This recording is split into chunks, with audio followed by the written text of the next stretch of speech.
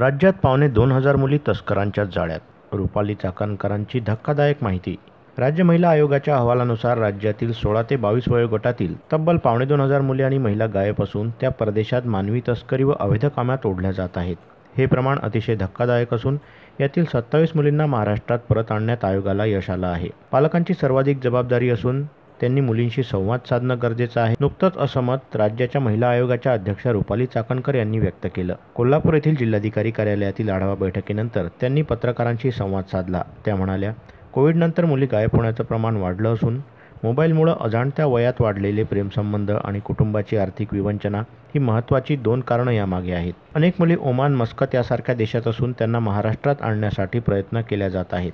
बालविवाह रोखण्यासाठी पुढील 2 दिवसात पत्र पाठवून कार्यालये, समाज मंदिरे अशा ठिकाणी विवाहासाठी हॉल देताना संबंधितांनी मुलीच्या वयाचा दाखला मागणं बंधनकारक केलं जाणार आहे. बालविवाह करणारे वधूवर कुटुंबीय व संबंधित सर्व घटकांवर गुन्हे दाखल करण्याची सूचनाही देण्यात आली आहे. तसेच स्त्रीभ्रूण हत्या टाळण्यासाठी धाडी टाकण्यात येतील. चाकणकर म्हणाल्या की जिल्ह्यातील 283 पैकी सर्व शासकीय कार्यालयांमध्ये महिलांसाठी अंतर्गत तक्रार निवारण समिती आहे, पण 2,566 खासगी आस्थापनांपैकी फक्त 568 आस्थापनांमध्येच तक्रार निवारण समिती आहे. जागतिक महिला दिनाचं औचित्य साधून आयोगाच्या सदस्य, सामाजिक संस्था व कार्यकर्ते राज्यातील सर्व जिल्हा कार्यालयांना भेटी देऊन तेथील महिलांच्या तक्रारी, त्यांच्याबाबत घडणारे गुन्हे व प्रत्यक्ष कारवाई याची माहिती चाकणकर घेणार आहेत. व्हिडिओला लाईक करा, शेअर करा. मंडल न्यूजच्या यूट्यूब चॅनलला सबस्क्राईब करा आणि फेसबुक पेजला फॉलो करा.